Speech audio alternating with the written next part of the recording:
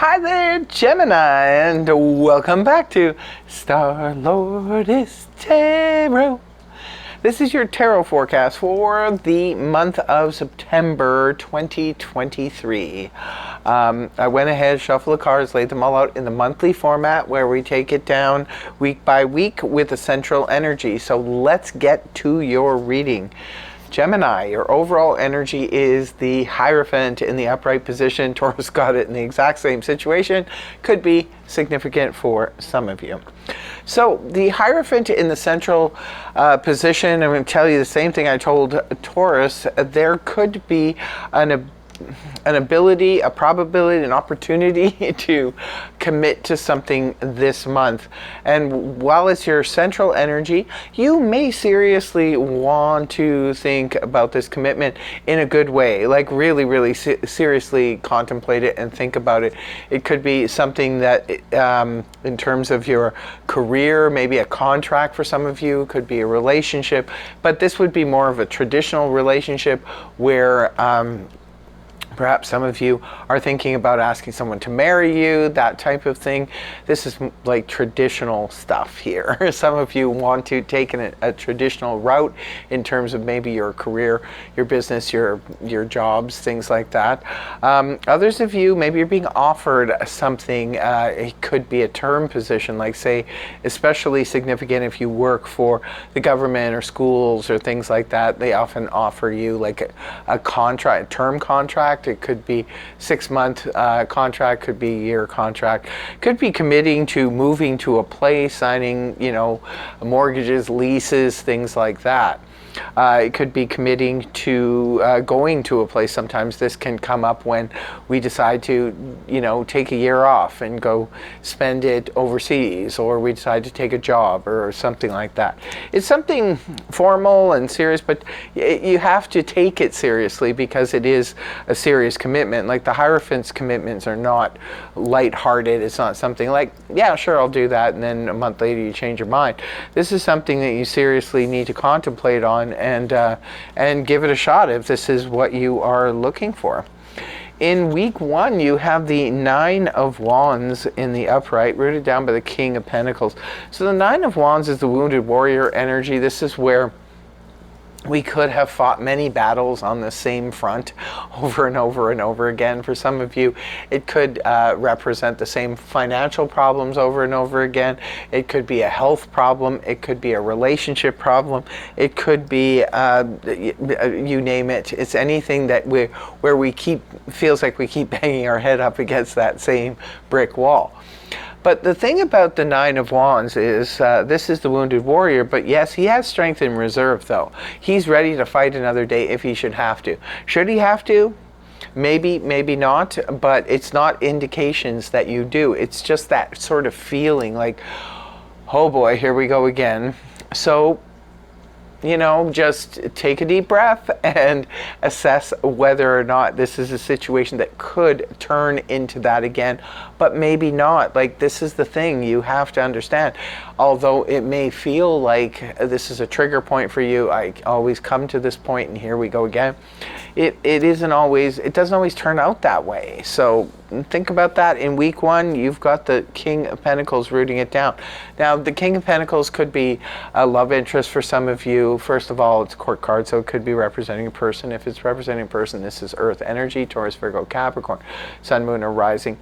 Now, the King of Pentacles can represent a relationship. Maybe this is somebody new who's coming into your life. This person is generally very grounded. They tend to be pretty good with money and resources, things like that. Very practical people. But the King of Pentacles, for others of you, could simply be representing dealing with a bank manager, a financial advisor, an accountant, a real estate agent. Maybe some of you have been dealing with your accountant, it seems like forever, and you keep coming up against this frustrated situation. Whatever is going on here, don't forget to leave us a comment in the comment section below if this is resonating for you.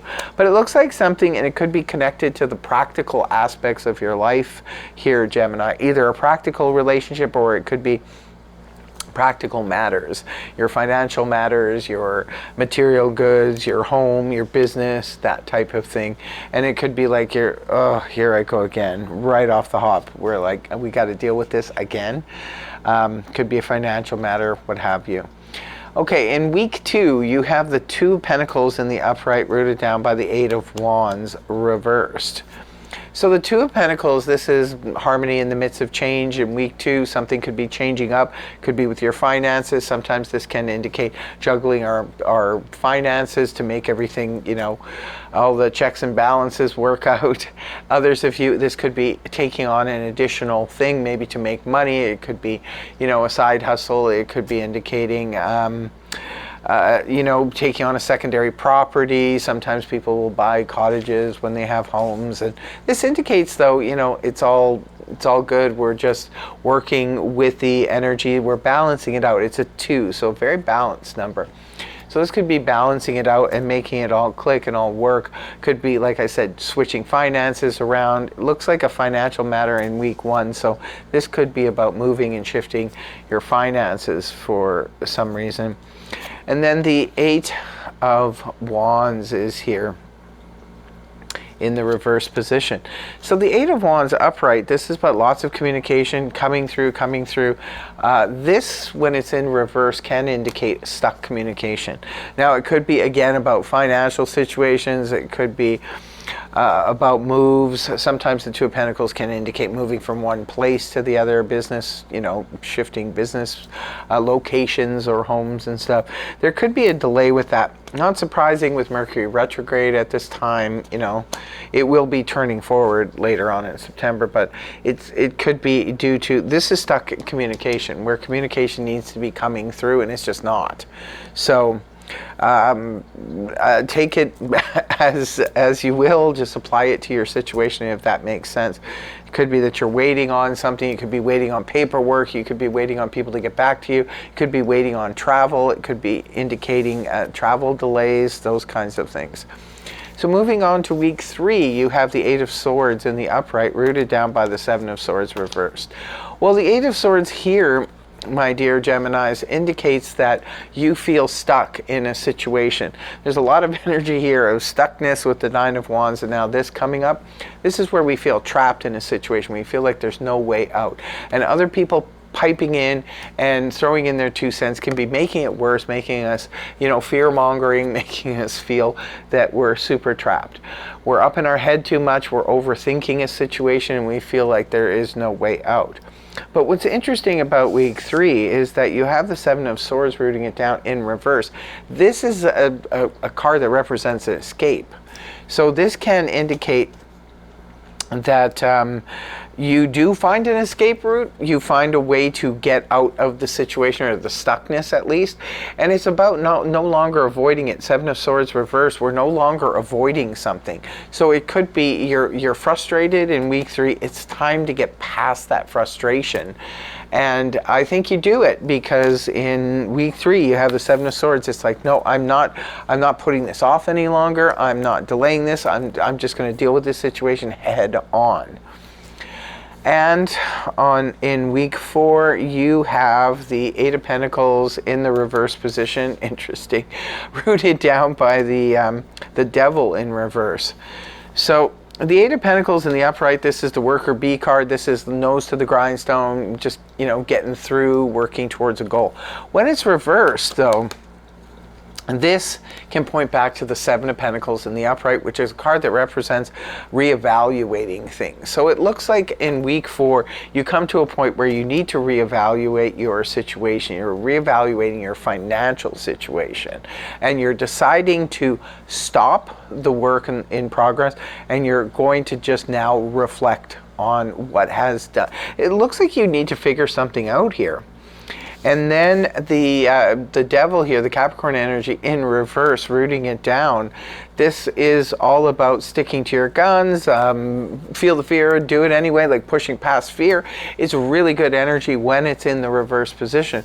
So with the Devil like this is This is about willpower. It's about sticking to something. So again, you have to commit to something, you need to stick to something, and it looks like by the end of the month you'll be able to accomplish that, Gemini. Interesting. I can not only see it in the cards, but I also feel a level of frustration here, that you're trying to get over the hump. Like the month starts with the Nine of Wands. That's the wounded warrior, somebody who's battling the same battle over and over again. So this could indicate why you are having so many problems. You're frustrated with something, you come into the month, but then towards the end of the month, you find some way to resolve it, because you decide that I can't put this off any longer. I cannot keep avoiding this situation. I need to stop and reflect. And that's what you do in week 4. You're reflecting now, and you're pushing through it and making something happen. I hate to leave you with a cliffhanger here, but you'll have to fill us in the comment section below. If you come back to this reading after you see it at the end of September, did this unfold for you? Is there a situation like this going on in your life that you might want to share with us?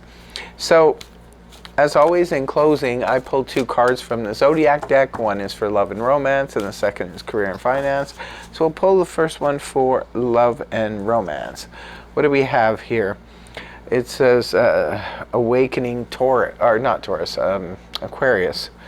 So Aquarius, hey? So it could be love interest, new love interest coming in. For some of you is an Aquarius. Could be Aquarius that introduces you to someone who becomes a love interest. Or you could be having a major awakening, especially when the moon is in Aquarius, or a very romantic time. So next one is for career and finance. You have, there's the Taurus. Well, it's not because I was psychic that I said Taurus before. It was because I was looking at the Hierophant at the same time. But here you go. Now Taurus comes up here. Moon in Taurus, self-esteem, number 14. It could be that something changes in your financial situation on the 14th, right, which is the end of the second week for you. So I don't know, Taurus could be somebody new coming in, maybe a business partner. We do see the King of Pentacles here.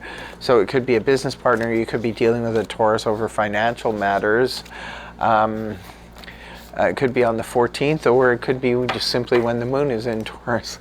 So that's what I have for you, my dear Geminis. Thank you so much for joining me. I really hope you have a fantastic month of September, and I hope the reading helped you. If it did, please feel free to like, share, and subscribe, and I will see you again next time. Take care. Much love. Namaste. Bye-bye for now.